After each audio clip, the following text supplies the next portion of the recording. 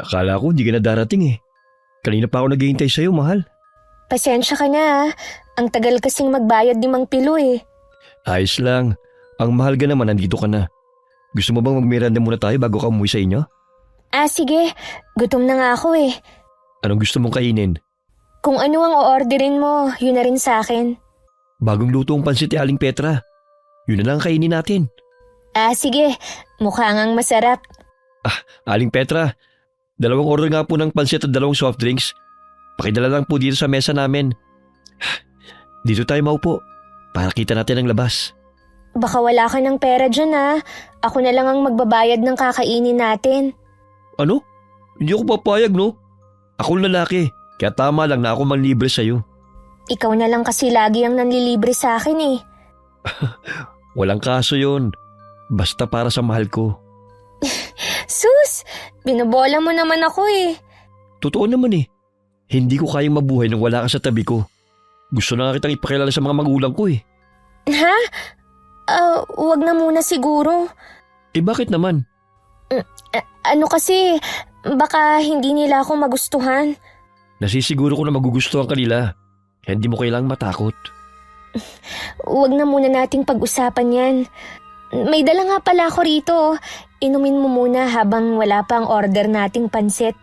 Ano ba itong pinapainom mo sa akin? Basta, inumin mo na lang. 'Di ba mahal mo ko? Oo naman. Lahat ng iuutos mo, susundin ko. Ang paggamit ng gayuma para ipilit ang pag-ibig sa isang tao ay naglalabag ng kalayaan at kagustuhan. Kung ipipilit ang pagmamahal sa paraang ito, balang araw mas matindi ang magiging kapalit. Maaaring pagkamuhi at galit na maglalagay sa kapahamakan sa bawat isa. Magandang araw, Miss Gwen. Isa rin po ako sa mga masugid na taga-subaybay ng inyong channel. Gaya po ng iba, hindi na ko kompleto ang araw ko kung wala akong bago napapakinggan na kwento. Naglakas loob na rin po ako magpadala ng sulat para ibahagi sa inyo at sa iba pa ang karanasan ko na ilang taon na rin ang nakakalipas. Sadya ko pong binago ang mga pangalan ng mga taong sangkot, maliban sa lugar na pinangyarihan. Tawagin niyo na lang po akong Mary. 30 anyos sa kasalukuyan at may maliit na negosyo dito sa amin sa Bacolod. Wala po akong asawa. Pero may batang ampon ako at sa kanya ko ibinuhos ang atensyon at pagmamahal. Sa paglalahad ko ng karanasan ko, sana kapulutan din ito ng aral. Wala ba yata si Mary? Oo nga eh. Dapat kanina pa siya nandito. Hindi kaya dumaan muna sa peryahan ng babaeng yun? Ano naman ang gagawin ng apo natin doon? Sa gabi lang naman nag-ooperate ang peryahan. Hoy kung gano'n, nasa na kaya siya? Nasa kanya pa naman ang pera ni Kapilo. Hanggang ngayon ba wala ka pa rin tiwala sa apo natin ha? Imbes na mag-alala ka na baka may masama nang nangyari kay Mary, pinag-iisipan mo pa siya ng masama. Dapat lang na sa perang dala niya ako mag-alala. Pambayad natin yun sa utang eh. Kay Mary naman, wala namang magkaka-interest doon para gawan siya ng masama. Baka nga takbuhan pa siya kapag nakita ang mukha niya eh. Grabe ka talagang magsalita, matanda ka. Parang hindi mo apo si Mary Kung makatanda ka, akala mo naman hindi ka pa matanda? Kahit papaano ako may pinagkatandaan. Ikaw ba? Meron? Ano ba kasi masama sa sinabi ko? Totoo naman kasi na wala magkaka-interest dun kay Mary dahil sa itsura niya. Ewan ko ba, nung magsabog ng kapangitan, ba't naman kasi sinalo niya lahat? Hindi kasalanan ng apo natin kung sa paningin ninyo, siya na ang pinakapagit. Para sa akin, maganda pa rin siya at biyaya siya ng Diyos. Kaya pala iniwan siya ng nanay niya sa atin nung sanggol pa lang. Kung hindi iniwan ni Agnes ang anak sa atin, hindi siya makakapagtrabaho. Tapos, anong ginawa niya? Ayun, nag-asawa ng iba at tuluyan ng ipinaubaya sa atin ng anak. Wala na tayong magagawa sa bagay na yan. Pasalamat na lang tayo. Kahit may bago ng pamilya ang anak natin, naaalala pa rin niya si Mary sa mahahalagang okasyon. Sa palagay mo, sapat na yun? Halos tayo na ang nagpalaki sa anak niya at gumasto sa pag-aaral noon dahil madalang pa sa patak ng ulan kung magpadala siya ng pera. Hindi mo na kailangang isumbat ang bagay na yan. Apo naman natin si Mary eh. Para kasing kinukonsinti mo pa ang ginagawa ni Agnes noon eh. Hindi rin naman nakakapagsisi na tayo nang nagpalaki sa apo natin. Binigyan niya ng kulay at saya ang bahay na ito. Anong kulay at saya ang pinagsasasabi mo dyan? Baka kamo kahihiyan ang dinala niya sa bahay natin. Simula nang dumating siya, puro panlalait na lang ang naririnig ko sa ibang tao dahil sa itsura ng babaeng yon. Walang nakakaalam kung sino ang tunay kong ama. Hindi rin ipinagtapat ni inay kina Lola. Nasa malayo noon nagtatrabaho ang nanay ko at bihira lang umuwi sa mga magulang niya. May pagkakataon noon na inabot ng 6 na buwan bago magpakita si inay. Pag-uwi nga niya, kasama na niya ako. Agad naman niyang pinagtapat na nabuntis siya na walang asawa o nobyo. Sobrang gulat daw ang unang reaksyon nila Lola Nieves noon dahil sa kakaiba kong itsura. Nang ibigay daw ako noon ng nanay ko, hindi na niya ako ulit kinarga. Makalipas ang 1 buwan, nagpaalam na si nanay na luluwas ng Maynila para dun magtrabaho, para matustusan ang mga pangangailangan ko. Mula rin noon, bihira na lang siya umuwi at tuwing nagkikita kami, lagi siyang nakadistansya sa akin. Sa murang edad noon, alam ko na gaya ni Lolo, hindi rin niya ako gusto dahil sa itsura ko. Hanggang sa nabalitaan na lang namin na nag-asawa na siya at may 2 anak na ngayon. Lola Nieves, nandito na po ako. Hey, nakakapagod. Ang init kasi. Mabuti naman, nandito ka na. Kanina ka pa namin hinihintay ng Lolo Jean mo eh. Akala namin kung napaano ka na. Pasensya na po kayo kung napag-alala ko kayo. May dinaanan pa kasi ako eh. Sa susunod, magsabi ka kung may dadaanan ka para alam namin na matatagalan ka. Opo, sa susunod magsasabi na ako. Nakalimutan ko lang kasi kanina. Ito na nga pala yung perang ibinigay ni Mang Pilo. May pambayad na rin tayo sa utang. O siya, magmeryenda ka na muna. Tapos na po ako, Lola. Saan ka kumain? Nilibre po ako ng kaibigan ko kanina sa kainan ni Aling Petra. Sino ba ang kaibigan mong yon at napapadalas yata ang pagkikita ninyo? Huwag po kayong mag-alala, Lola. Mabait po siya. Hindi ko tinatanong kung mabait. Ang tinatanong ko kung sino at ano ang pangalan niya. Lola... Meron ka bang itinatago sa akin, ha, Mary? Wala, Lola. Kaya ko lang po hindi masabi kung sino siya kasi natatakot ako sa sasabihin ng mga tao.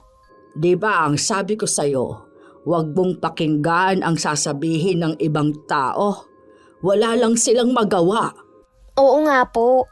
Kaya lang, nasasaktan pa rin ako kapag meron silang sinasabi sa itsura ko. Magbingi-bingihan ka na lang.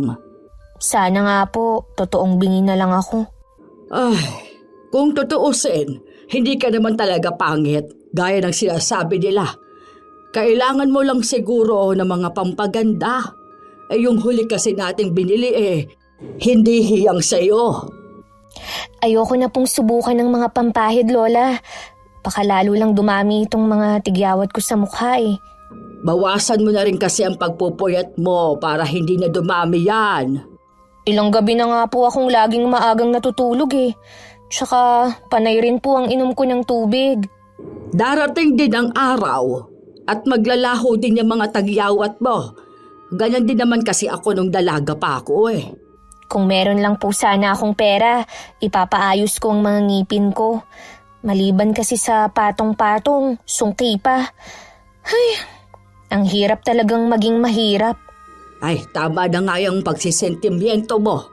Yung sinasabi mong kaibigan ang gusto kong makilala, ha? Dalhin mo siya dito. Plano ko naman po talagang ipakilala siya sa inyo. Ano ba ang kaibigan mo? Lalaki o babae? Para kasing kakaiba yung ngiti at kislap ng mga mata mo eh. Tsaka ko na lang po sasabihin sa inyo. Sige po, Lola. Papasok muna ako sa kwarto ko. Magpapahinga lang ako bago tayo maghapunan. Puno naman ng pagtataka ang tingin sa akin ni Lola Nieves hanggang makapasok ako sa silid ko. Doon ko lang din inilabas ang panyo na pinahiram sa akin ni Andrew. Inaamoy-amoy ko pa yon. Habang nangangarap na sana katabi ko siya ng mga sandaling yon. Kahit kasi palagi kami nagkikita, parang kulang ang 1 oras na magkasama kami.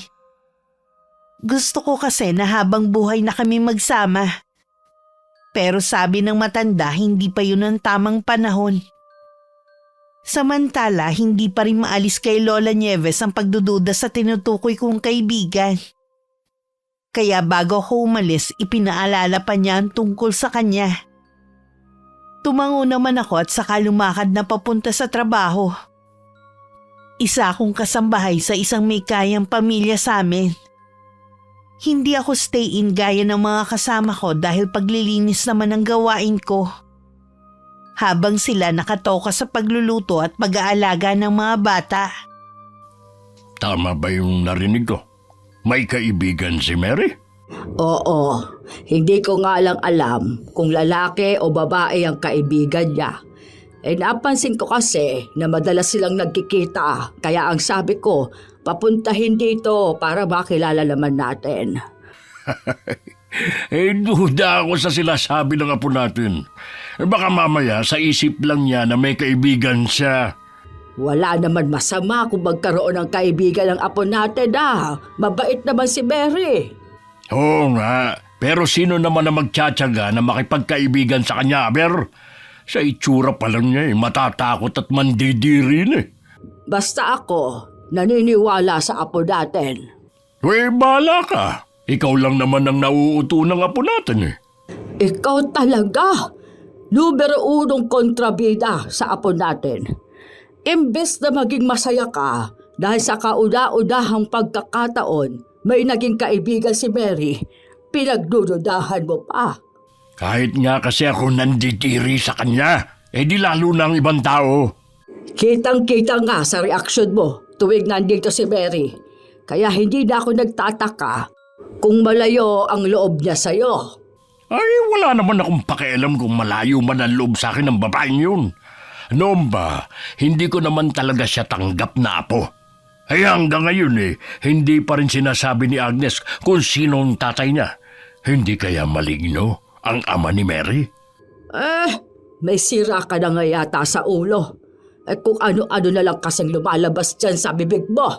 Paano mo nga kasi may papaliwanag ang itsura niya? Hindi ko rin alam. Baka nagmana siya sa ama niya at hindi kay Agnes. Kapag nga tumawag si Agnes sa iyo pilitin mo siyang paaminin kung sino ang tatay ng anak niya. Kung noon nga, hindi ko siya napilit Ngayon pa kaya? Baka kasi isang araw, magulat na lang tayo. May lumabas na nakakatakot na nilalang dyan sa gubat. Yung pala susunduin na siya. Baka ikaw ang susunduin ng nilalang na sinasabi mo dahil sa ugali mo. Kahit nasasaktan ako sa mga ipinapakita sa akin ni Lolo Jean, tinanggap ko na lang na kahit kailan hindi niya ako mamahalin bilang apo. Nagpapasalamat na rin ako dahil nandyan lagi ang lola ko. At ngayon naman dumating sa buhay ko si Andrew. Napawi ng pagdating niya ang lungkot na nararamdaman ko. Sa wakas kasi ang kinaiinggitan ko sa ibang tao na meron nagmamahal sa kanila, nangyari na rin sa akin. At isa pa sa dahilan ko kung bakit si Andrew ang napili ko dahil noon pa may crush na ako sa kanya. Siya lang ang gusto ko at wala nang iba.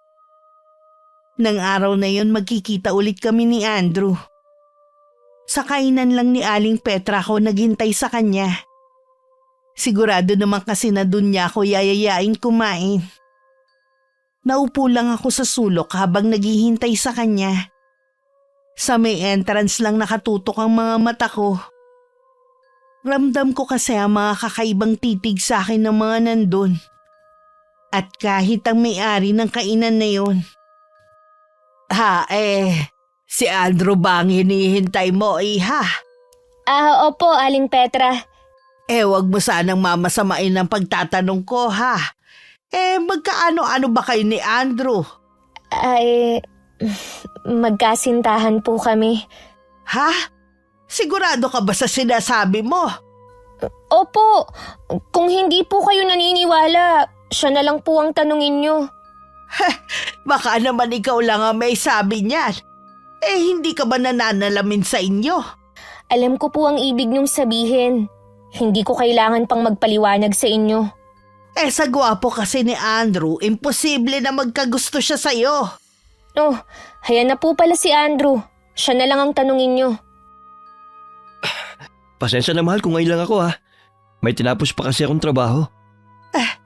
Totoo nga. Anong totoo nga? Hindi kasi naniniwala si Aling Petra na may relasyon tayo. Girlfriend ko nga si Mary at siyang gusto kong pakasalan. Naniniwala na ba kayo, Aling Petra?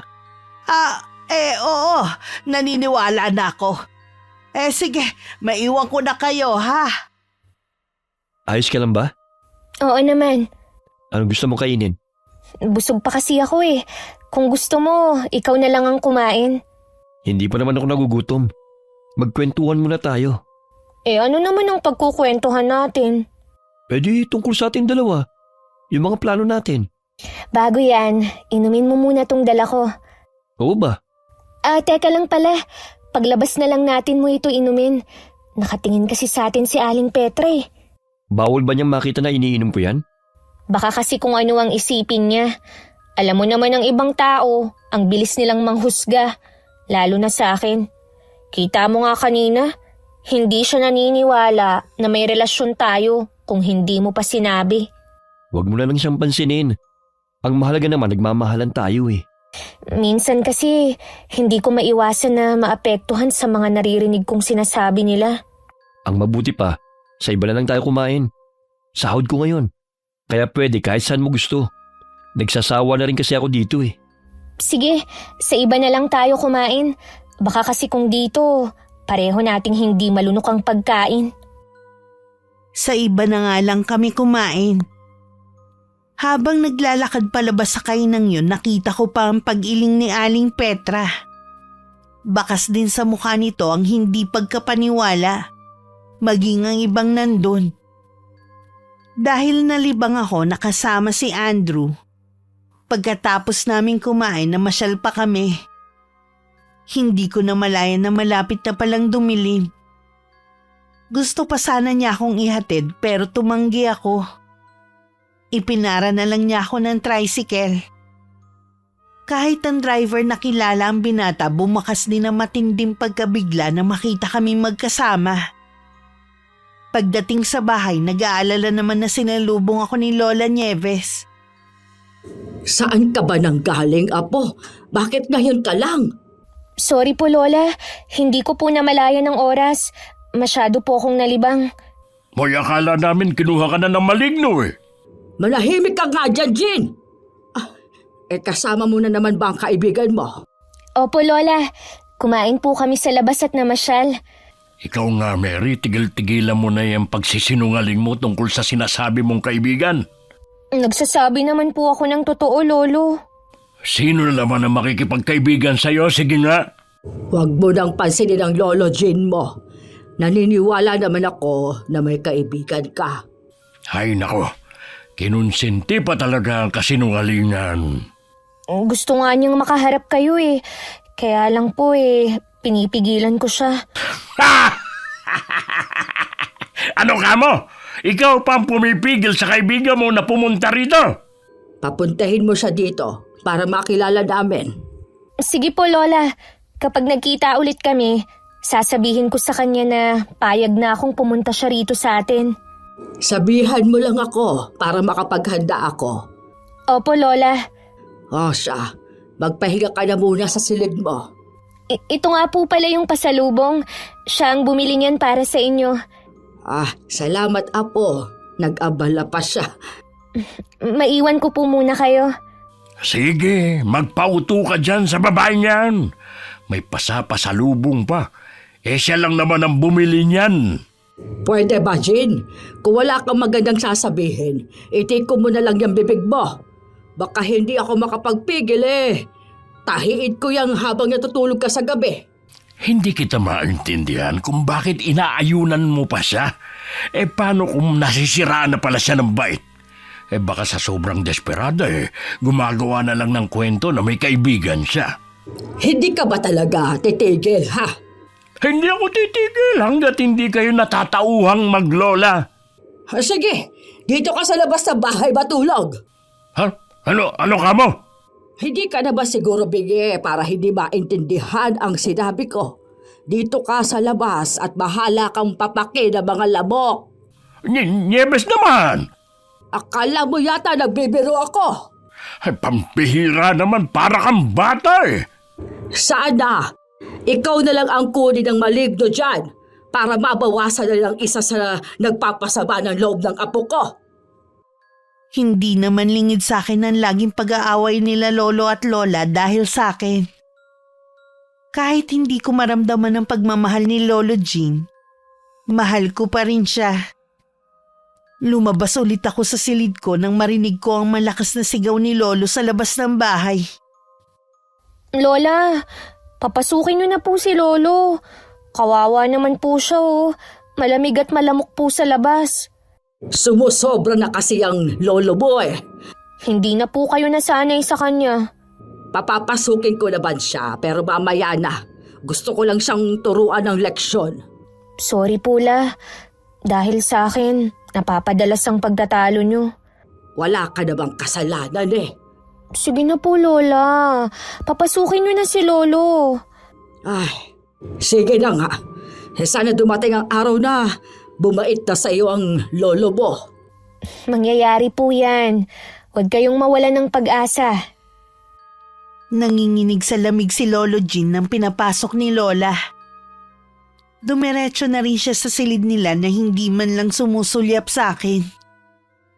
Nagkibit balikat na lang ako at pumasok na rin sa silid ko. Kinabukasan, sandali lang kami nagkita ni Andrew. Sinabi niya na ilang araw din kaming hindi magkikita. May sakit daw kasi ang nanay niya at kailangan niya munang bantayan. Nalulungkot man, wala naman akong magagawa kundi intindihin siya. Pinainom ko na lang sa kanya ang dala kong tubig. Sigurado naman matagal din ang magiging bisa nun. Bakit ang bilis mo yata umuwi? Akala ko ba sasama ka sa kapatid mo sa kabilang bayan? Ay, hindi natuloy Sumakit kasi ang balakang niya. Ganun ba?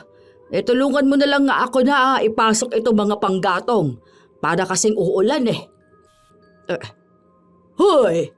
Bakit ba natulala ka na dyan? May sinasabi ka ba? Ang sabi ko, pakipasok mo mga panggatong at baka umulan. Ano ba kasi ang problema? May diraramdam ka ba? Baka kasi hindi ka maniwala Ano ba kasi yun? May nasagap kasi akong balita. Nakakakilabot. Ang tanda mo na eh. Ang hilig mo pa rin sa chismis. Hindi ito chismis. Tungkol ito sa apo natin. Ano ang tungkol sa apo natin?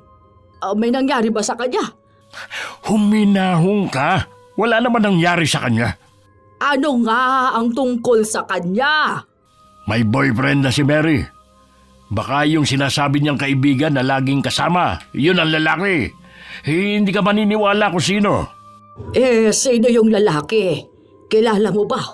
Si Andrew, yung sima ng tatay. Di ba nakapagtataka kung paano nagkagusto sa kanyang binatang yun? Oo nga, dahil mata pobre ang nanay nun.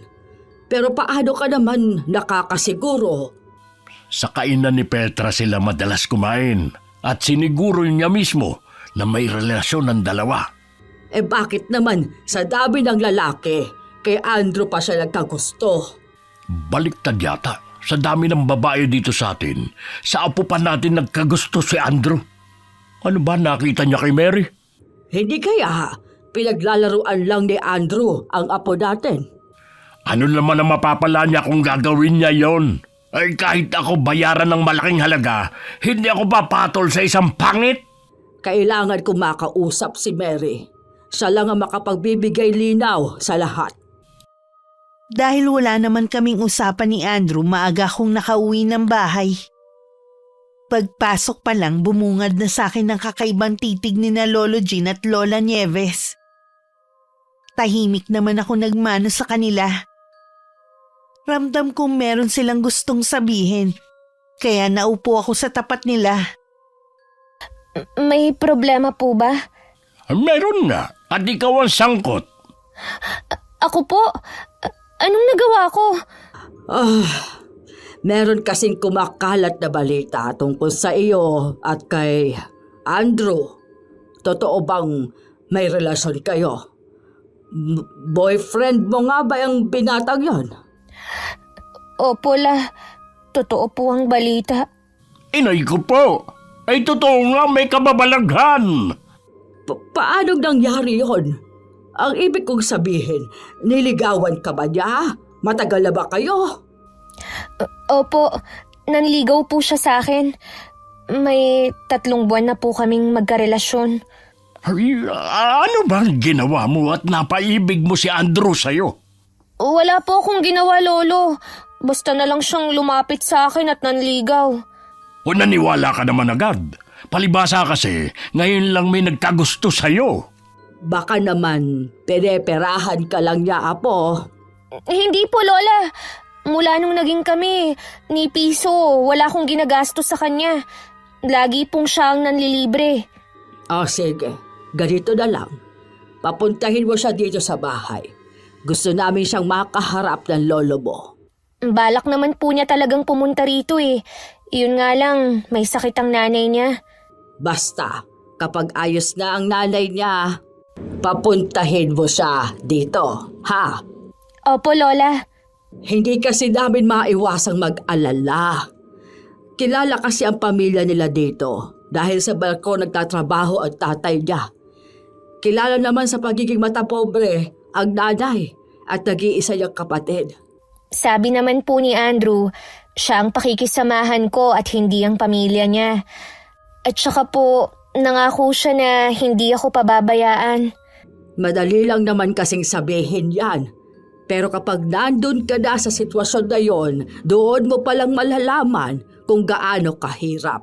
Kaya sana, siguruhin mo na si Andrew na talaga ang gusto mong makasama. Ay dapat siguro itanungin din natin si Andrew kung sigurado na ba siya kay Mary. Kapag pumunta dito si Andrew, malalaman natin kung seryoso ba siya sa apo natin. Dapat siguro malaman din ng pamilya niya para mapayuhan si Andrew. Kawawa siya kung matatali siya kay Mary. Ganyan niyo ba talaga ako kinamumuhian, Lo? Pati sarili kong kaligayahan, gusto niyo pang hadlangan? Sinabi ko na nga, di ba? Mahal ako ni Andrew at seryoso siya sa akin. Bakit ba ayaw niyong maniwala? Talaga naman kasing hindi ka panipaniwala eh. Kaya tama lang na malaman ng pamilya niya. Patutunayan ko sa inyo na totoo sa akin si Andrew. Sasama na rin ako sa kanya kapag niyaya niya ako. Ayoko na sa bahay na to. Mary, bumalik ka dito! Hayaan mo siya! Porket may nagkagusto lang sa kanyang lalaki naging magaspang na ang ugali. Grabe ka naman kasi magsalita. Malay mo naman, seryoso sa kanya si Andrew. Hindi ako naniniwala hanggat hindi ko mismo nakakausap si Andrew. O baka nga kahit makaharap ko pa siya, hindi pa rin ako maniwala. Di wag. Basta ako, naniniwala at handa akong suportahan si Mary. Bahala ka. Mangarap kayong maglola at magising sa katotohanan na kahit kailan walang magkakagusto sa kasing pangit ni Mary. Ilang araw din na panay ang parinig sa akin ni Lolo tungkol sa amin ni Andrew. Isa raw akong ilusyonada at nangangarap ng gising. Lahat ng masasakit na salita mula sa kanya tinitiis ko na lang para hindi sila mag-away ni Lola. Pero nang magkita kami ni Andrew, hindi ko na napigilan na maiyak sa kanya. Nag-aalala namang niyakap niya ako at hinagod ang likod ko. Hindi ko na kasi talaga kaya ang trato sa akin ng sarili kong lolo. Parang gusto ko na lang maglaho sa bahay na yun at mamuhay kami ni Andrew sa malayo. Oh, anong problema ng mahal ko? May nang-away ba sa'yo? Sabihin mo kung sino at kakausapin ko. Alam na kasi ni na lolo at lola ang tungkol sa atin. Huwag mong sabihin na tutol sila sa relasyon natin. Hindi naman. Kaya lang, hindi naniniwala si Lolo Jean. Ang sakit niyang magsalita. Pag uwi mo mamaya, sasama ko sa'yo. Gusto ko sila makausap. Talaga bang sasama ka sa akin? Oo naman. Nasasaktan din kasi ako tuwing nagkukwento ka kung paano ka tratuhin ng lolo mo. Hindi kasi siya naniniwala na magkakagusto ka sa akin eh. Sino nga ba naman ang iibig sa isang pangit na tulad ko? Para sa akin, ikaw ang pinakamaganda. Mabuti ka pa. Naniniwala na maganda ako. Maganda ka naman talaga eh.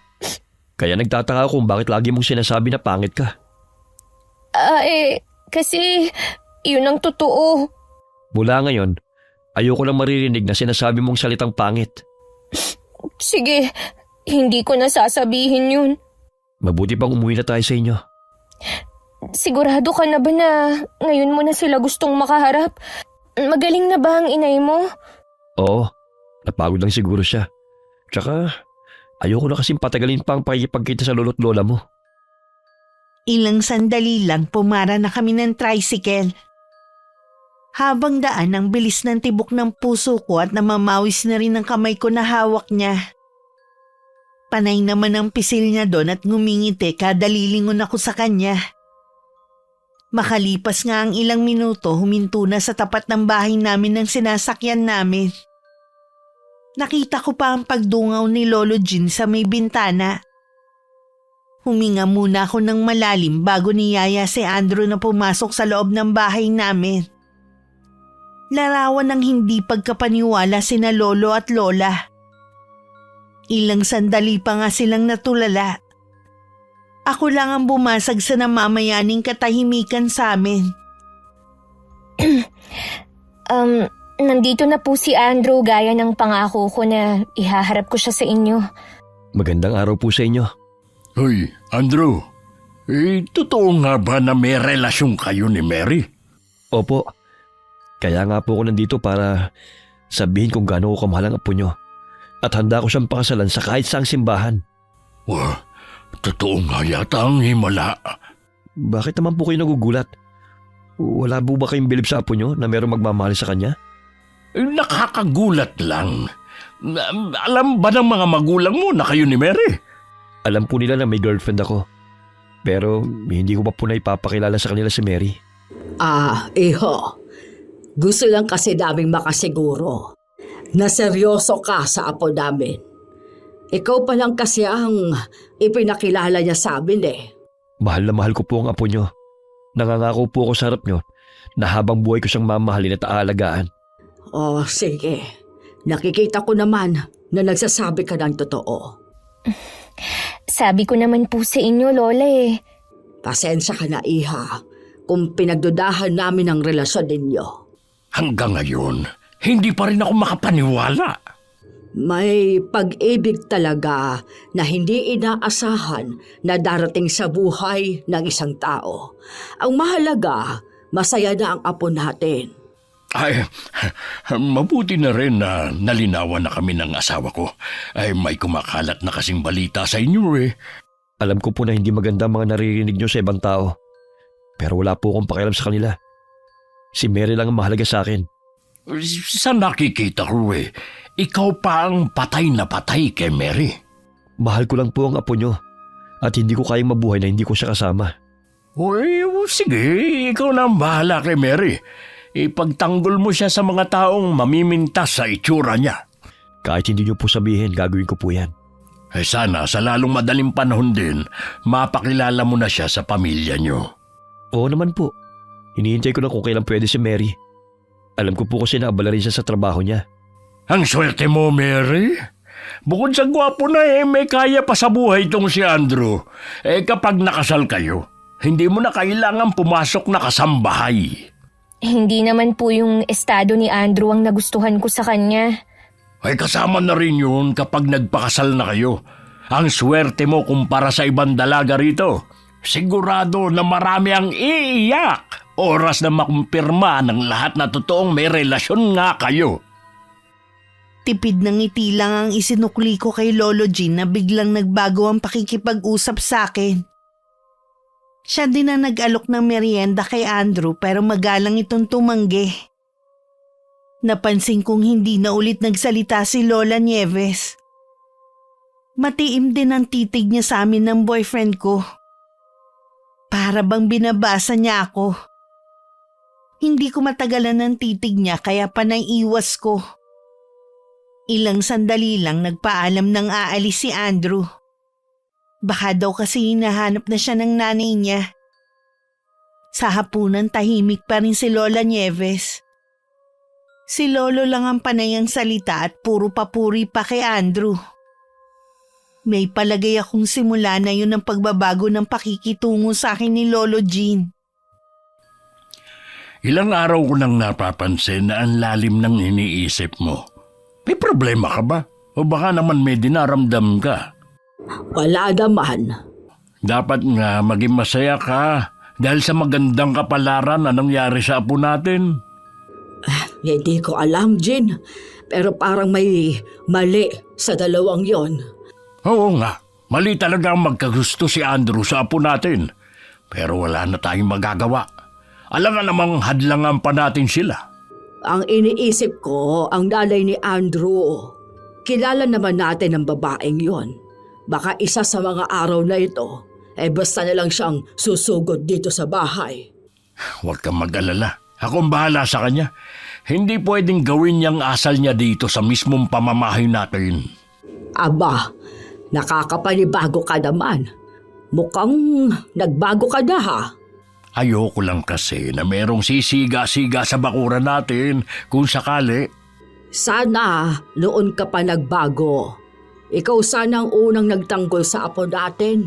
Hindi yung ikaw pang nangunguna sa pamimintas sa itsura niya. Tapos na naman yun eh. Kalimutan na natin. Mula ngayon, ipagtatanggol ko na si Mary.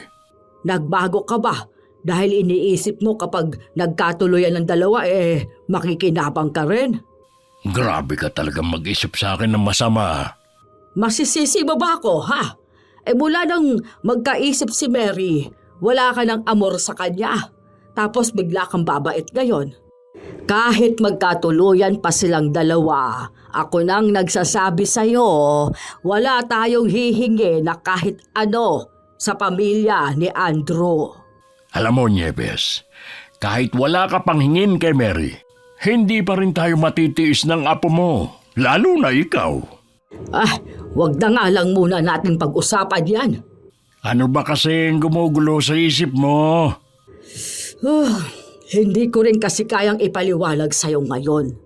Pero nararamdaman ko na may mali sa relasyon ng dalawa.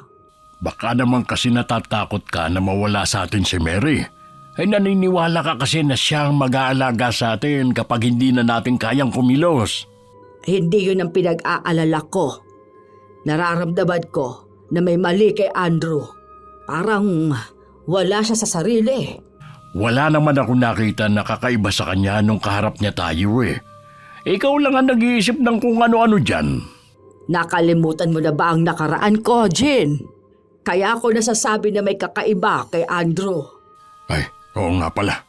Nakalimutan ko na kasi yun dahil ang tagal na noon.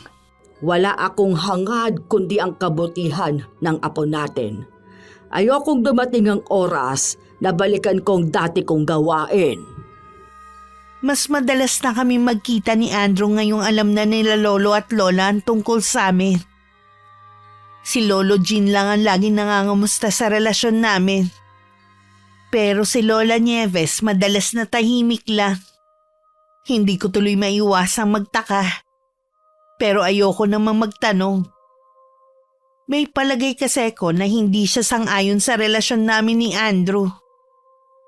Isang araw maaga akong pinauwi ng amo ko dahil may bisita daw siyang parating. Ayaw kasi ng amo kong babae na makikita ko ng mga pumupunta sa bahay nila. Dahil nung huling may bumisita ng mga kamag-anak na takot sa akin ng mga bata. Ayaw nang maulit yun ng amo ko. Hindi inaasahan ni Lola ang maaga kong pag-uwi. Nadatnan ko siyang may hinahanap sa silid ko. At ganun na lang ang gulat niya nang bigla akong pumasok. Bakit ang aga mo umuwi, Apo? Tapos na po ang gawain ko sa bahay ng amo ko. Ano po ang hinahanap niyo rito? Gusto ka sana kitang makausap. Tamang-tama, wala pa ang lolo mo. Ayoko rin kasing marinig niya ang pag-uusapan natin. Tungkol po ba saan, Lola? Magtapat ka nga sa akin, Apo. Talaga bang totoo ang pagmamahal ni Andrew sa'yo? Wala ka bang ginawa para mapaibig siya sa'yo? Mahal po ako ni Andrew. Ano po ba ang iniisip niyo? Gusto ko lang naman na makasiguro, Apo. Ayoko na sa huli, ikaw pa rin ang masasaktan. Alam ko po na hindi ka panipaniwala na magkakagusto sa akin ng isang tulad ni Andrew. Pero maniwala po kayo. Mahal niya ako. Kung ganon, payag ka bang dalhin natin siya sa loob ng simbahan? Bakit niyo naman gustong dalhin siya sa simbahan? Ano ba ang binabalak niyo? Gusto ko lang makasiguro kung hindi mo nga ba siya ginayuma kaya't napaibig sa'yo. Lola! Bakit niyo naman naisip ang bagay na yan? Mahal na mahal kita, Apo. Pero kailangan nating tanggapin na maliit na porsyento lang ang pwedeng magkagusto sa'yo. Kaya nagulat talaga kami na si Andrew pa ang nagkagusto sa'yo. Maniniwala pa siguro ako kung pangkaraniwan lang ang ipinakilala mo sa amin. Hindi ako makapaniwala na sasabihin niyo yan sa akin. Wala ba akong karapatan na sumaya? Lahat tayo may karapatan na sumaya. Pero hindi yung gagamit ka ng gayuma para makuha mo ang gusto mo. Hindi po ako gumamit ng gayuma. Totoong mahal ako ni Andrew. Magtapat ka na lang para matulungan kita. Hindi ako papayag na mas lumala pa kapag mismong ina ni Andrew ang makatuklas sa ginawa mo. Hindi ko nga po ginayuma si Andrew. Bakit ba ayaw niyong maniwala sa akin? Hanggang ngayon ba, hindi mo pa rin tanggap ang sarili mong itsura, ha? May magmamahal din sa'yo. Maghintay ka lang ng nakalaan sa'yo. Hindi mo kailangang puwersahin ang isang tao para mahalin ka. Bahala po kayo kung ayaw niyong maniwala sa akin. Nararamdaman ko na hindi ka nagsasabi ng totoo. Baka naman po natatakot lang kayo na maiwan mag-isa. Hindi ko naman po kayo iiwan eh. Lola, tutuparin ko ang pangako ko na aalagaan ko kayo ni Lolo Jean. Hindi yun ang kinatatakutan ko. Kahit kami lang ng lolo mo ang maiwan dito sa bahay, ang mahalaga sa akin masaya ka. Kahit ano po ang gawin nyo, wala akong aaminin sa inyo. Dahil wala akong ginagawang masama. Sana makapag-isip ka. Hindi pa naman huli ang lahat. Tandaan mo, Apo, kung ano ang ginawa nating mali ay may balik sa atin at madalas, doble pa. Lumabas na rin si Lola Nieves nang hindi niya ako napilit na magsabi ng totoo. Nakatitig lang ako sa pinto na nilabasan niya. Hindi ko na rin napigilan na manginig sa takot. Naniniwala na talaga ako na malakas ang pakiramdam ni Lola. Bakit pati kasi yun alam niya? Nung hapunan hindi ako lumabas para kumain. Nagdahilan na lang ako na masama ang pakiramdam. Kinabukasan agad kong pinuntahan ng matandang lalaki na nagbebenta ng mga kandila malapit sa may simbahan. Gumuhit agad ang ngiti sa labi nang makita akong papalapit. Ilang beses ko na siyang nakakausap. Pero hanggang ngayon hindi pa rin niya sinasabi ang pangalan niya. Ang lagi niyang sagot, hayaan ko na lang na manatili yung misteryo. Gusto ko lang pong malaman kung habang buhay na ang bisa ng ipinapainom ko kay Andrew. Kung hindi niya matutuklasan o ng iba at may papagamot siya, Paano po kung biglang mawala ang bisa ng gayuma? ihanda mo ang sarili mo. Sigurado na kung gaano kanya minahal nung may bisa pa ang gayuma, kabaliktaran naman ang mararamdaman niya sa iyo. Matinding pagkamuhi at baka masaktan ka pa niya. Alam na po kasi ng lola ko. Hindi ko alam kung paano niya natuklasan. Pero hindi ako umaamin sa kanya. Ang importante, walang gagamot sa nobya mo. Wala kang magiging problema. Mahal ko po si Andrew. Buong buhay ko, ngayon lang ako naging masaya. Hindi ako papayag na may humadlang sa amin. Sinasabi ko sa iyo, Iha, lagi kang maging handa. Kahit ako pa ang nagbigay sa iyo ng gayuma, hindi ko hawak ang hinaharap. Maraming pwedeng mangyari. Sasabihin ko sa kanya na magpakalayo-layo na lang kami. Ang nanay lang naman niya ang pwede naming maging problema eh. Ikaw ang bahala, Iha.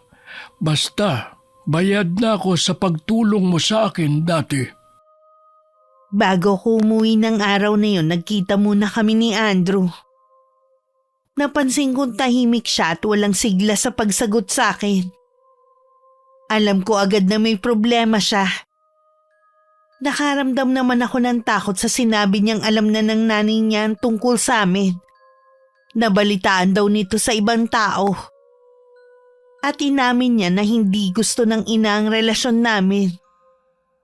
Nahalata niya siguro ang nararamdaman ko. Kaya agad niyang hinawakan ng kamay ko at pinisil. Huwag kang matakot. Nandito lang ako. Hindi ko hayaan na may gawing hindi maganda sa'yo si inay. Andrew, alam ko naman na hindi mo ako pababayaan. Kaya lang, hindi ko pa rin maiwasang kabahan eh. Mabuti na rin siguro na alam na ng nanay ko. Ayoko na rin kasi na kailangan pa natin magtago.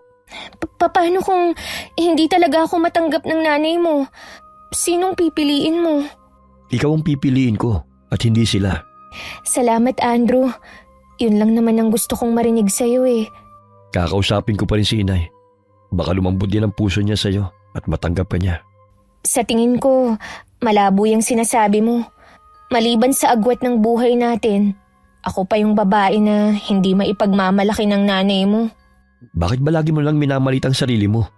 At isa pa, hindi naman silang pakikisamahan mo eh. Ang mahalaga sa akin, tayo ang nagmamahalan. Sana nga, ganun lang kadali ang lahat. Magtiwala ka lang sa akin. Malalampasan din natin to. Oo, may tiwala ako sa'yo. Planuhin na kaya natin ang kasal. Ha? Sigurado ka ba na gusto mo nang magpakasal tayo? Oo, nasa hustong gulang na ako. Kapag kasal na tayo, wala nang magagawa ang nanay ko. Hindi na siya makakatutol sa relasyon natin. Sige.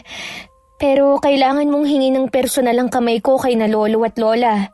Sa isang linggo, pupunta ako sa inyo para makausap ang lolo't lola mo. Excited na ako. Sa wakas ay makakasama na rin kita habang buhay. Pareho lang ang nararamdaman natin. Pagdating sa bahay, masaya kong ibinalita kina lolo at lola ang plano namin ni Andrew. Kitang-kita naman ang saya kay lolo. Kabaliktaran ni lola na tahimik lang habang nagtutupi ng mga damit na nilabhan niya. Sinabi ko rin ang araw ng pagpunta ng binata sa bahay namin para hingin ang kamay ko sa kanila. Noon lang nagsalita si lola. Wala ako sa araw na yan. Pupunta ako sa kabilang bayan. Mahalaga ang sadya ko doon. Hindi po ba pwedeng ipagpaliban niyo muna ang pagpunta sa kabilang bayan? Mahalaga din naman po ang pagpunta dito ni Andrew eh. Oo nga naman, Nieves. Huwag ka munang umalis sa araw na yun. Hindi ko kasi gusto ang plano ninyo. Kung hindi mahalaga sa iyo ang opinyon ko, sige lang. Ituloy mo yung binabalak mo. Bakit po ba kayo ganyan, Lola? Akala ko pa naman kakampi ko kayo. Kakampi mo ako, pero sa tama lang. Mali po ba ang maging masaya? Ikaw lang ang makakasagot. sa tanong mo na yan? Lola Nieves, sandali lang po, Lola. Huwag muna kayong tumalikod. Hayaan mo na lang siya, iha. Nitong mga nagdaang araw, kakaiba kinikilos ng lola mo. Lagi pang masungit. Paano po yan? Wala si Lola sa araw na pupunta si Andrew. Huwag kang mag-alala po. Matagal pa naman ang pagpunta dito ni Andrew. Kukumbinsihin ko na lang ang lola mo na huwag nang umalis sa araw na yun. Salamat po, Lolo. Hindi mo naman kailangan magpasalamat sa akin. Ngayon lang naman ako babawi sa iyo eh. Akala ko po, Lolo, hindi na kayo babait sa akin. Patawarin mo sana ako kung naging malupit ako sa iyo, ha? Ay mula ngayon, ipagtatanggol na kita laban sa mga taong nang-aapi sa iyo. Salamat po, Lolo. Sa wakas, dininig na rin ng Diyos ang matagal ko nang ipinagdarasal. Lingid sa amin ni Lolo, narinig ni Lola ang pag-uusap namin. Kurtina lang kasi ang pinakaharang sa silid nila. Napangiti na rin siya dahil sa wakas, tuluyan nang lumambot ang puso ni Lolo sa akin. Kinabukasan maaga akong umalis ng bahay dahil sa bilin ng amo kong babae. Marami daw kasing gagawin sa kanila. Malapit na kasi ang birthday ng bunso nitong anak at may malaking handaan na gaganapin.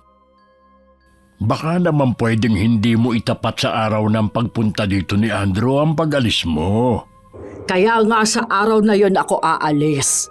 Dahil ayokong makaharap ang lalaking yon. Ano ba kasi ang inaayawan mo sa kanya? Napatunayan naman natin na seryoso siya kay Mary. Yon ang akala mo. Ibig mo sabihin, pakitang tao lang yung pagharap sa atin ni Andrew? Totoong ipinapakita niya sa atin. Dahil nasa ilalim siya ng gayuma. Ano ka mo? Gayuma?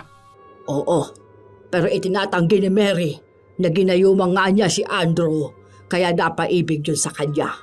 Ay baka naman kasi hindi niya ginayuma at napaibig niya talaga si Andrew. Dati, hindi ka naniniwala na merong magkakagusto kay Mary. Iba talaga ang nagagawa ng pera. Maniwala ka man o sa hindi, naisip ko na mahal ko naman talaga ang apo natin. Nagsisisi na ako sa mga naging trato ko sa kanya noon. Natutuwa naman ako at nagbago ka na. Akala ko hanggang sa huling hininga mo, hindi mo magagawang mahalin ang apo natin. Kaya nakikiusap ako, huwag ka na munang umalis sa araw na yun. Hindi na magbabagong isip ko. Ginagawa ko ito para sa kapakanan ng apo natin. Sigurado ka ba sa sinasabi mo? Saan naman kaya kukuha ng gayuma si Mary? Hindi ko alam dahil ayaw nga niyang umamin sa akin. Siguro, nakarating na rin sa nanay ni Andrew ang tungkol sa kanila.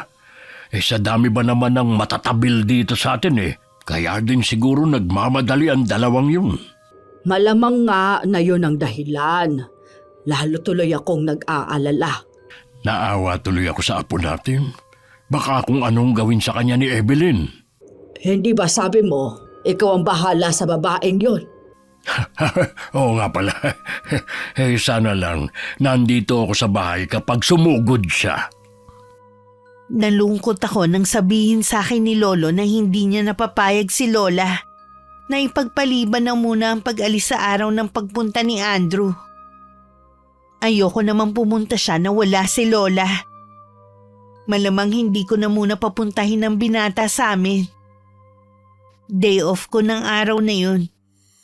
Kapag ganong araw, tumutulong ako sa mga gawaing bahay.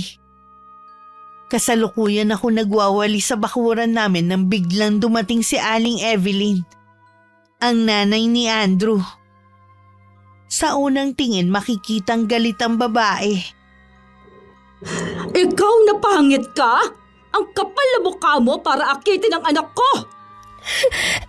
Aling Evelyn, nagmamahalan po kami ni Andrew. Nagmamahalan ba ka mo o may ginawa ka milagro para mapaibig ang anak ko? Sino ba yung pagkaingay-ingay na... Evelyn? Ako nga! Pagsabihan mo tong pangit mong apo, hindi na nahiya. Anak ko pa talaga. Abay, pagsabihan mo rin ang anak mo. Siya to nanligaw sa apo ko eh. Malakas ang kutob ko na ginayuman niya ang anak ko kaya siya niligawan. Tingnan mo nga ang itsura ng babaeng yan. Kahit pulubi hindi siya magugustuhan. Kahit may kaya kayo, wala kang karapatan na mag-eskandalo at awayin ang apo ko. Mabuti pa umalis ka na at huwag ka nang bumalik. Maghahanap ako ng magaling na albularyo na pwedeng gumamot sa anak ko. Lahat gagawin ko para gumaling lang siya. At ikaw babae ka. Humanda ka sa akin. Hindi pa tayo tapos. Hoy, sige na, umalis ka na. Ang dami mo pang sinasabi. Pati kayo ng asawa mo. Magbabayad ng malaki dahil sa ginagawa ninyong pangungunsinte sa apo ninyo. Akala mo naman kung sino siya. Lo, ano pong gagawin ko? Ay, wala kang gagawin. Hayaan mong si Andrew ang umayos ng problema nyo. Kapag bumalik ulit ang babaeng yun, huwag mo na siyang harapin. Kami na lang ng lola mo makikipag-usap sa kanya. Galit na galit siya sa akin. Sigurado ako, gagawa siya ng paraan para paglayuin kami ni Andrew. Hoy, doon natin masusubukan ang pagmamahal sa iyo ni Andrew.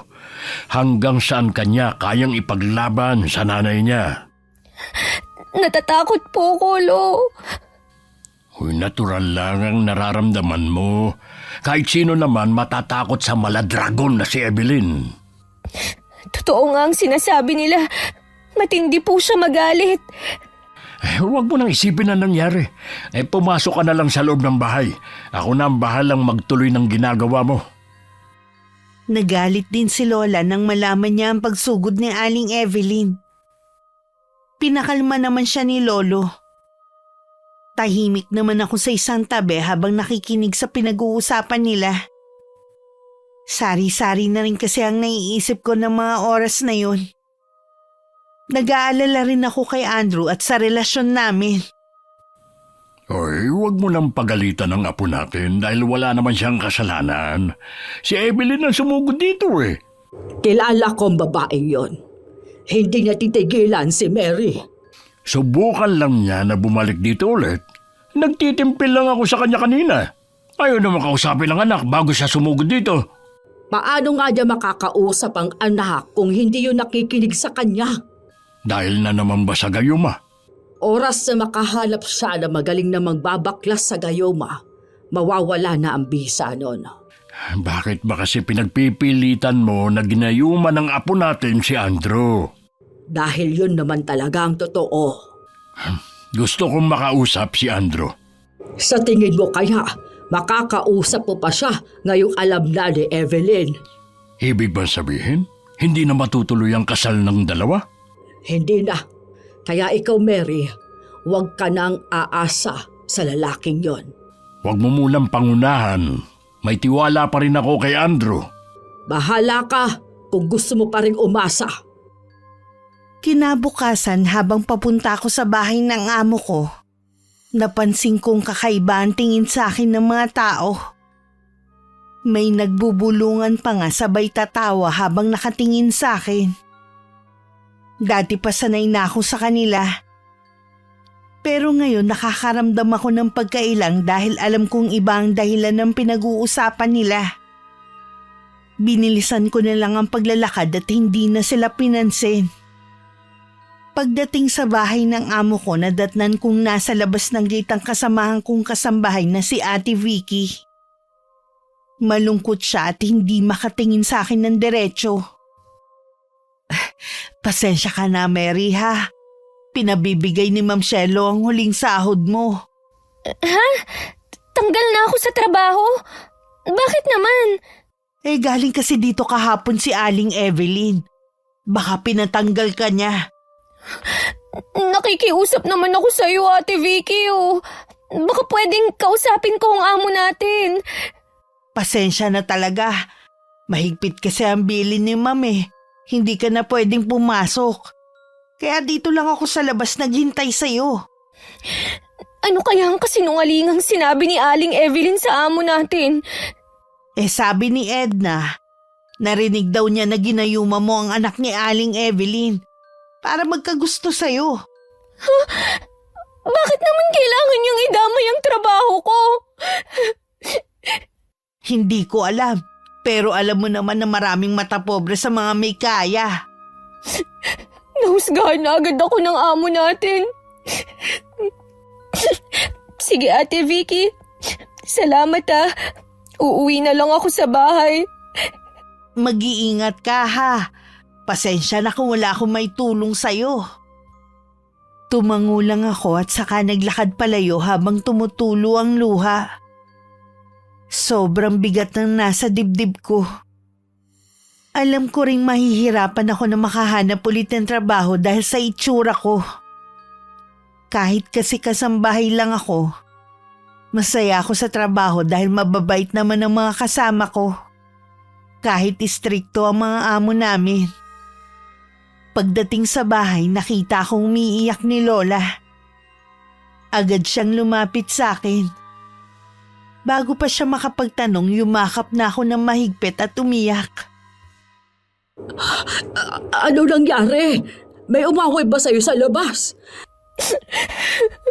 Wala na po akong trabaho, wala. Natanggal ako dahil kay Aling Evelyn. Bakit kailangan niyang idamay ang trabaho mo? Hindi ko po alam. Huwag ka nang umiyak. Makakahanap ka pa rin naman ng ibang trabaho. Pasensya na po kayo, la. Hindi na ako makakatulong sa mga gastusin dito sa bahay. Huwag mong alalahanin yon. Mas may malaki pa tayong problema. Yung sa amin po ba ni Andrew? Oo. Nagkausap na ba kayo ulit? Hindi pa po. Ihanda mo lang ang sarili mo. Oras na makahanap ng magaling magbaklas ng gayuba si Evelyn, iiwan ka na ni Andrew. Naniniwala po talaga kayo na ginayuma ko si Andrew? Kahit hindi mo aminin, alam ko na ang totoo. Hindi po ako iiwan ni Andrew. Patutunayan ko sa inyo na mahal niya ako. Pupunta siya rito para hingin ang kamay ko sa inyo. Kailan ka ba magigising, ha? Hindi totoong mahal ka ni Andrew. Ginayuma mo lang siya. Hintayin niyo lang na pumunta siya rito. Tsaka lang kayo maniniwala na pakakasalan niya ako. Gaya ni Lolo Jean. Kung hindi pa niya narinig mismo sa bibig ni Andrew na mahal niya ako, hindi pa siya maniniwala. Ay, di sige. Hintahin mo mismo sa bibig ni Andrew na sabihin na hindi kanya talaga mahal. Lalo lang ako naguluhan at natakot na rin dahil sa sinabing yun ni Lola. Paano nga kaya kung may makaalam kung paano mawawala ang bisa ng gayuma? Ano ang magiging reaksyon ni Andrew kapag nalaman niya lahat? Sa dami ng mga tanong sa isip ko, mas nangibabaw pa rin ang tiwala ko sa binata. Lumabas ulit ako ng bahay. Pinuntahan ko ang matandang lalaki na nagbigay sa akin ng gayuma. Pero iba na nagtitinda sa pwesto niya. Nagtanong-tanong ako sa mga tindera doon pero walang nakakakilala sa matandang lalaki. Umuwi na lang ako sa amin. Nieves! Nieves! Eh bakit ba ha? Para ka namang hinahabol ng 10 kabayo eh. Ay, may nabalitaan kasi ako sa mga pamangkin natin. Oh, ano naman? Dinala raw sa isang manggagamot si Andrew ng kanyang ina. Ay grabe daw kasing pagwawala. Pangalan daw ni Mary ang tanging bukang bibig. Kahit ano pa ang mangyari, si Mary pa rin ang masasaktan sa bandang huli. Kung ano-ano na nga rin ang kumakalat na chismis eh. Parang gusto ko na ngang maniwala na ginayuma lang niya si Andrew. Yun naman talaga ang totoo. Ay buti nakakapasok pa siya sa trabaho sa kabila ng mga naririnig niya. Wala na siyang trabaho. Pinatanggal siya ni Evelyn. Oh, sobra na talaga ang babaeng yun. Masyadong nabulag sa pag-ibig ang apo natin. Hindi na niya inisip ang kahihinatnan ng ginawa niya. Ay, wag na lang siguro nating sisihin ang apo natin. Sigurado na naghihirap na ang kalooban niya ngayon. Nagkulang tayo sa paggabay sa apo natin. Hindi sana umabot sa ganito. Oo nga. Sana makayanan niya ito. Ilang araw na kaming hindi nagkikita ni Andrew. Wala naman kasi kung mapagtanungan sa nangyayari sa kanya. Hindi ko rin alam kung totoo ba ang naririnig kong balita. na ipinapagamot daw siya ng nanay niya. Dumating ang araw ng usapan namin na pupunta siya sa bahay para kausapin ng lolo at lola ko sa plano naming pagpapakasal. Umalis din nun si lola at kami lang ni lolo ang naiwan. Nawawalan na ako ng pag-asa na darating pa ang binata. Nang matanaw ko siya sa bintana na palapit, sinalubong ko na siya habang nakasunod sa akin ng tingin si lolo. Andrew! Salamat naman dumating ka na. Kanina pa kita hinihintay. Huwag mo akong mahawak-hawakan. Andrew? Andrew, bakit? Nagtatanong ka pa talagang pangit ka? Kung alam mo lang ang pandidiri ko tuwing naiisip ko na ilang buwan din akong wala sa sarili at sinamantala mo naman. Hindi kita maintindihan. Magaling na ako. Hindi mo na ako magagayuma ulit. Andrew, hayaan mo naman akong magpaliwanag ko. Ano pa bang ipapaliwanag mo, ha? Kung gaano mo ko pinagpapantasyahan? Kung alam mo lang ang pandidiri ko sa sarili ko, tuwing naiisip ko na hawak ko lagi ang kamay mo. Pwe! Mahal kita, Andrew. Huwag mo naman akong iwan, oh. Itong isaksak mo dyan sa kokote mo. Kahit kailan, hindi ako magkakagusto sa isang pangit na katulad mo. Walang lalaki magmamahal sa'yo. Magpakamatay ka na lang. Baka magkaroon ka pa ng silbi. Nasabi mo na lahat ng gusto mong sabihin kay Mary. Makakalis ka na. Dapat kasi ikinukulong niyo ang apo niyo, kasama ng mga alaga niyong hayop, para hindi nakakaperwisyo sa mga normal na tao. Talaga bang hindi ka titigil, ha? Relax ka lang, Tatang. Hindi ako lalaban sa inyo. Dapat na humingi pa kayo ng tawad sa akin eh. Kahit kailan, hindi kami hihingi ng tawad sa isang mayabang na katulad mo. Eh anong tawag sa apo niyo, ha? Nagmahal lang ng maling lalaki ang apo ko. Tapos na ang pag-uusap natin. Umalis ka na at huwag ka nang babalik. Hindi na talaga ako tutungtong sa bakuran niyo. Baka sa susunod, hindi lang gayumang gawin sa akin ang pangit na yan. Andrew! Hayaan mo na siya. Hindi naman siya karapat-dapat sa pagmamahal mo. Kasalanan ko, Polo. Kung bakit siya nagalit. Hindi ko dapat ginawa sa kanya yun. Magsisi ka man. Huli na ang lahat. Mula ng araw na yun, nagkulong na lang ako sa silid ko. Wala akong ginawa kundi ang umiyak at pagsisihan ng ginawa ko. Ilang beses sumagi sa isip ko na kung pwede lang sanang ibalik ang nakaraan. Doon ko lang kasi may tutuwid ang mga ginawa ko. Kahit gustuhin ko man na maghanap ng trabaho para makalimot, hindi naman ako makalabas ng bahay. Minsan kasi narinig kong nag-uusap sina lolo at lola. Ang dami raw pinapakalat na paninira tungkol sa akin ng mag-inang Evelyn at Andrew. Pati tayo nadamay na rin. Ayaw na rin akong kausapin ng mga taga rito. Ang sama na ng pagkakakilala nila sa atin. Walang dapat sisihin, kundi ang mag-ina na yon. Hindi mo rin sila masisisi dahil sa ginawa ni Mary. Akala ko ba mabait ka na kay Mary? Oo naman. Pero aminin natin na siyang pinagmula ng problema. Kung hindi niya ginayuma si Andrew, hindi tayo guguluhin na mag-inang yun. Sobra ng paghihirap ng apo natin. Huwag na nating dagdagan pa. Hindi siya makakalimot kung nandito lang siya. Ibig mo bang ipahiwatig na umalis siya dito? Oo, kaya lang wala naman tayong kamag-anak na pwede niyang tirhan pansamantala. Sa nanay sana niya. Kaya lang, wala nang pakialam yun sa kanya. Magtatanong ako sa mga kakilala ko kung meron silang alam na pwedeng pasukang trabaho ng apo natin. Kahit stay in, basta malayo dito. Ang malaking tulong din kasi na may trabaho si Mary. Lalo na ngayon, walang gustong bumili ng mga kalakal natin dahil sa mag-inang yun. Binabarat din nila ang mga alaga natin baboy. Pambihira talaga ang mga taong yun. Dahilan na lang nila yon para baratin ang mga binibenta natin. Kung ayaw nila, sa iba natin iaalok. Bala kong kausapin si Andrew at ang nanay niya.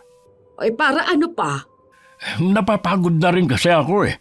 Sa edad natin ito, hindi na dapat natin nararanasan ng ganito. Noon ko lang napagtanto ang bigat ng ginawa ko.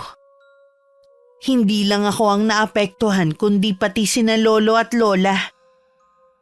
Lalo tuloy ako napaiyak. Awang-awa ako sa kanila pero wala naman akong magawa para maibsan ang paghihirap nila.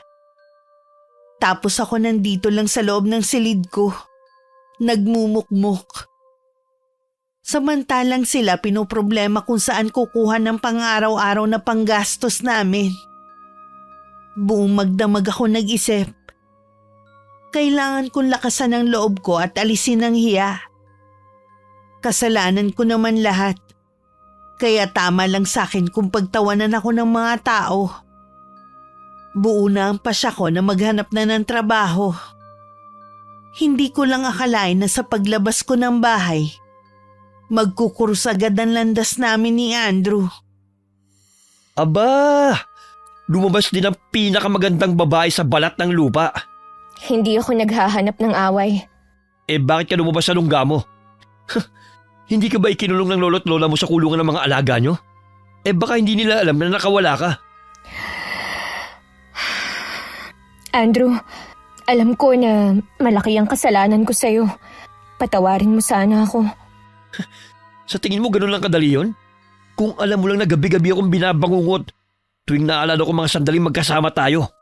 Wala na akong magagawa kung hindi mo ako mapapatawad.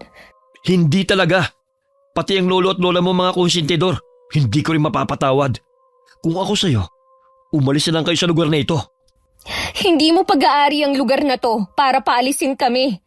Kahit hindi ko pag-aaring lugar na ito, magkaroon ka man lang sana ng kahiyan pagkatapos ng ginawa mo. Oh, saan ka pupunta? Kinakausap pa kita. Wala kang pakialam kung saan ako pupunta. Pabayaan mo na ako. Kung ayaw mong tanggapin ang paghingi ko ng tawad, bahala ka na. Ikaw pa ngayon ang may ganang magalit, ha? Nakakagalit ka na kasi eh. Inaamin ko na nga ang kasalanan ko, pero ang dami mo pa ring arte. Hindi pa ba sapat ang ipahiya niyo akong mag-ina, ha? Hindi pa sapat yun. Ang gusto ko, mawala kayo sa lugar na ito. Baka nakakalimutan mo. Lehitimong taga rito ang lolo at lola ko. Kayo ng pamilya mo ang dayo sa lugar na to. Kaya isaksak mo rin sa utak mo na hindi mo kami mapapaalis dito. Tignan natin kung hanggang saan ang pagmamatigas mo. Nang araw na yun, bigo ako umuwi sa bahay. Walang gustong tumanggap sa akin. Maliban doon tuwing napapadaan ako sa mga taong nagkukumpulan, pinaparinig pa sa akin ang pag-uusap nila. Nakaranas din akong pagbabatuhin ng mga bata habang sinisigaw kung gaano ako kapangit. Sa ilang araw kong paghahanap ng trabaho, madalas akong umiiyak dahil sa ginagawa ng mga tao sa akin. Nakaranas din ako na umuwi na puno ng putik ang damit. Hindi na nakapagtimpi si Lolo Jean at sinugod na niya si Andrew. Andrew, tayo magtuos. Para kang hindi lalaki. Ano po bang problema nyo? Inaabalan yung paglalaro namin ng bilyar ng mga kasama ko eh. Wala akong pakialam. Tigilan mo na ang pagpapahirap sa apo ko. Bakit? Sumusuko na ba siya, ha? Ano pa ba ang gusto mo? Nagsisisi na ang apo ko sa ginawa niya. Bakit kailangan mo pang mag-utos ng mga tao para saktan siya? Wala po akong inuutusan. Eh baka sadyang galit sa kanya mga taong yon. Huwag ka nang magsinungaling. Huwag niyo sanang kalimutan na malaking atraso sa akin ng apo niyo. Nagbayad na ang apo ko. Sobra-sobra pa. Huwag mo nang hintayin na kami naman ang maningil sa'yo.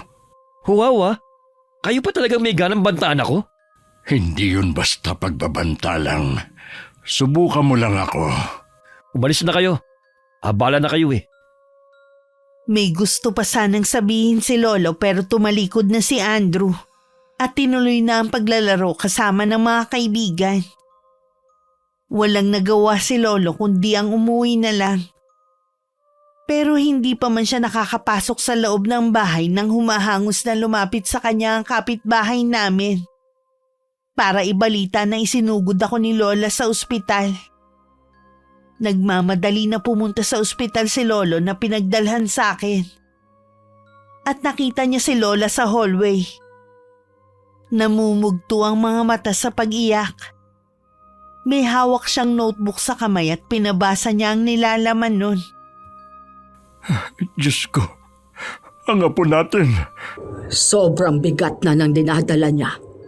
Nagtatalo ang puso't isipan niya sa kung ano ang dapat niyang gawin. Isa rin ako sa nagpahirap ng kalooban niya. Nabanggit niya sa notebook na ito ang mga hinanakit niya. Pilit niyang nilalabanan ang nararamdaman niya alang-alang sa atin. Ayaw niya tayong iwan pero hindi na niya nakayanan dahil kay Andrew. Kaya niya pinagtangkaan na kitlin ang sariling buhay. Kumusta na ang apo natin? Mabuti na lang talaga bumalik ako ng bahay. Dahil kung hindi, baka hindi ko na siya naabutan ng buhay. Salamat sa Diyos. Hindi niya pinahintulutan na mawala siya sa atin. Wala pa siyang malay hanggang ngayon. Baka bukas pa daw siya magising, sabi ng doktor.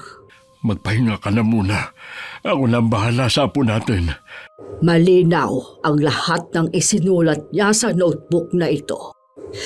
May mga bakas pa ng patak ng luha ang bawat pahina. Tanda ng matinding paghihilagpis niya. Hindi ako matatahimik, Jean.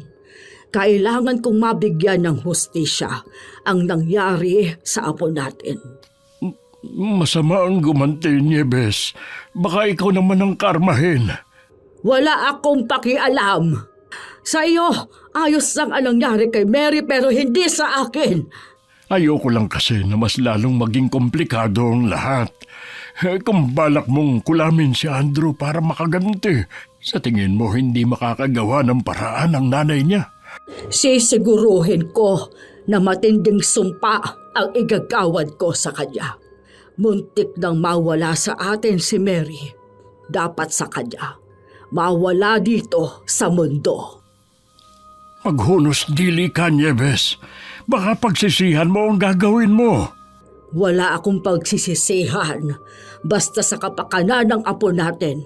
Bantayan mo si Mary. Aalis muna ako. Nieves, huwag ka munang umalis. Mas kailangan ka ng apo mo rito. Siguradong ikaw ang hahanapin niya. Ay, umalis pa rin talaga siya.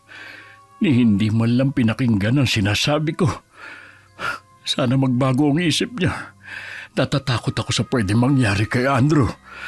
Mula sa pamilya na mabagsik na mambabarang si Nieves, hindi niya sasantuhin ang lalaking yun.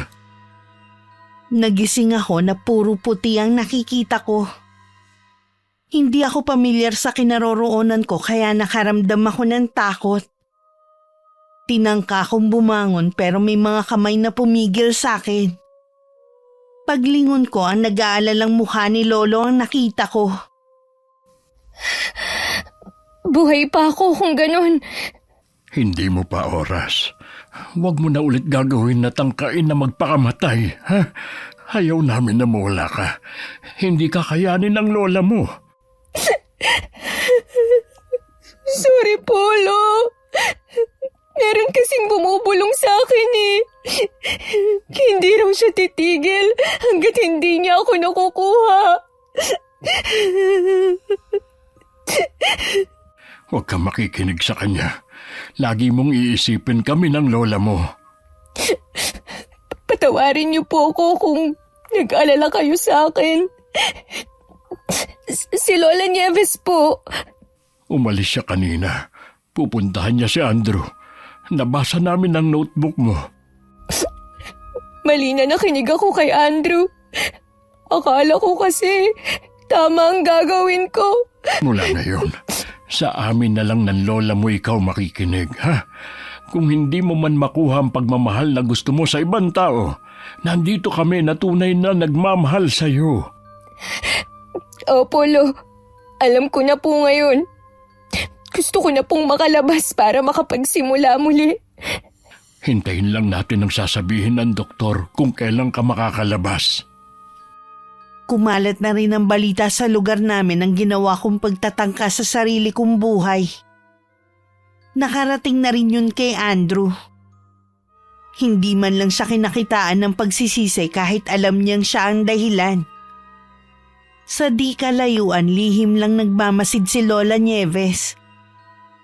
Lalo siyang nakumbinse na tama lang ang gagawin niyang paghihigante.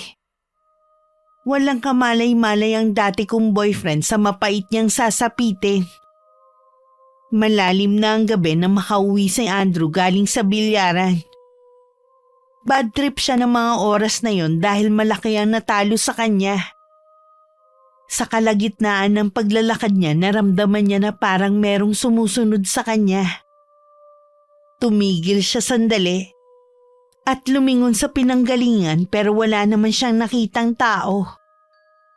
Pagharap niya, muntik pa siyang mabuwal sa gulat. Aling Nieves, ano pong ginagawa niyo rito? Nawala yata ang yabang mo, iho. Kung nandito kayo para sisihin ako sa nangyari kay Mary, nag-aakasay lang kayo ng oras.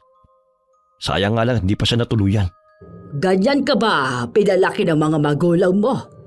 Ang hangarin ang kamatayan ng ibang tao. Ang maging masaya sa kasawian ng iba. Huwag niyo sanang kalimutan ang ginawa sa akin ng apo niyo. Pinagsisihan na yon ng apo ko. Ilang beses kong nasaksihan kung paano siya humingi ng tawad sa'yo. Pero anong ginawa ninyong mag-ina? Nagpakalat pa kayo ng paninira sa kanya. Wala kayong mga puso.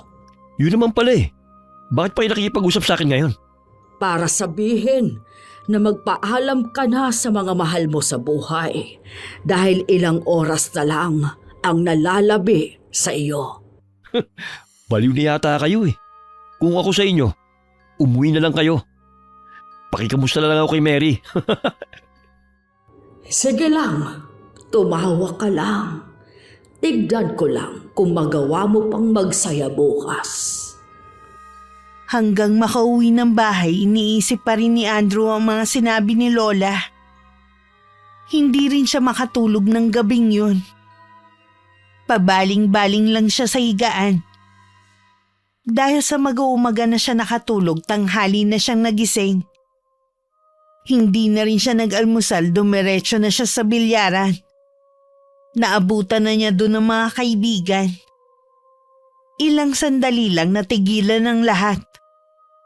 Napatutok na lang ang mga mata nila kay Andrew. Bigla kasing sumuka ng dugo ang binata. Nakaluhod na siya dahil sa panghihina. Imbis na tulungan siya, lumayo pa sa kanya ang mga kaibigan. Noon lang kasi nila napansin ang mga buhay ng mga insekto na lumalabas sa bibig niya. Tulungan niyo ako! Hirap na ako! Nang akmang lalapitan siya ng isang kaibigan, bigla naman sumirit sa mga mata niya, tenga at ilong ang sariwan dugo. Napaatras na lang ang mga nandun. Wala silang magawa kundi panoorin na lang ang nangyayari kay Andrew. Nang bigla siyang humandusay sa sahig, lalong nagsilabasan ng mga uod, ipis at alupihan sa katawan niya. Lahat na patulala na lang dahil nun lang sila nakasaksi ng ganong kababalaghan. Bago pa dumating ang nanay niya, wala nang buhay si Andrew. Nasa bahay na ako noon nang mabalitaan ko ang nangyari kay Andrew. Kahit ako nakaramdam ng pandidiri sa paraan ng pagkamatay niya. Naroon pa rin ang awa. Pero wala na akong nararamdaman na pagmamahal sa kanya. Totoo po ba ang sinabi ng kapitbahay nating si Aling Marie na barang ang ikinamatay ni Andrew? Yun ang sabi ng mga taga rito. Malungkot ka ba dahil sa nangyari sa kanya? Nalulungkot din po. Pero hanggang dun lang ang nararamdaman ko. Mabuti naman at wala na siya sa puso mo. Baka po sa masasakit niyang sinabi, kaya ang bilis mawala ng pag-ibig ko sa kanya. Siguro nga. Sa wakas, makakapagsimula ka na rin ng bago mong buhay. Maghahanap na po ako ulit ng trabaho. Lagi kang tumawag sa kanya sa bawat desisyon na gagawin mo. Siya lang ang pwede mong kapitan, lalo na kapag wala na kami ng lola mo. Ilang araw nang masama ang pakiramdam ni Lola kaya lagi siyang nasa silid nila. Makalipas nga ang 1 taon na maalam na si Lola Nieves. Napasukan namin siya ni Lolo na wala ng buhay sa silid nila. Pagkaraan lang ng 2 taon, sumunod na rin si Lolo. Tuluyan ng gumuho ang mundo ko. Mabuti na lang nasa tabi ko ang aking ina. Para makalimot, isinama niya ako sa lugar kung saan sila nakatira ng bago niyang asawa. Ilang buwan na ako sa kanila noon nang mabasa ko ang maliit na libreta ni Lola. Nakasulat sa bawat pahina noon ang mga ginawa niya kay Andrew. Siya pala ang bumarang kay Andrew noon. Pinalipas ko muna ang ilang buwan bago ako sumulat sa inyo, Miss Gwen. Sariwa pa kasi sa alaala ko ang mga pangyayari noon. Gusto kong handa na akong magbahagi ng aking karanasan sa inyo. Maaaring mali ang ginawa ni Lola. Pero ginawa niya yun dahil sa pagmamahal niya sa akin. Marami ako natutunan sa mga nangyari. Naging daan din ito para mas lalo kong ilapit ang sarili ko sa Panginoon. Nang sa ganon, hindi na ulit ako makakagawa ng isang pagkakamali na maaaring makasakit sa ibang tao.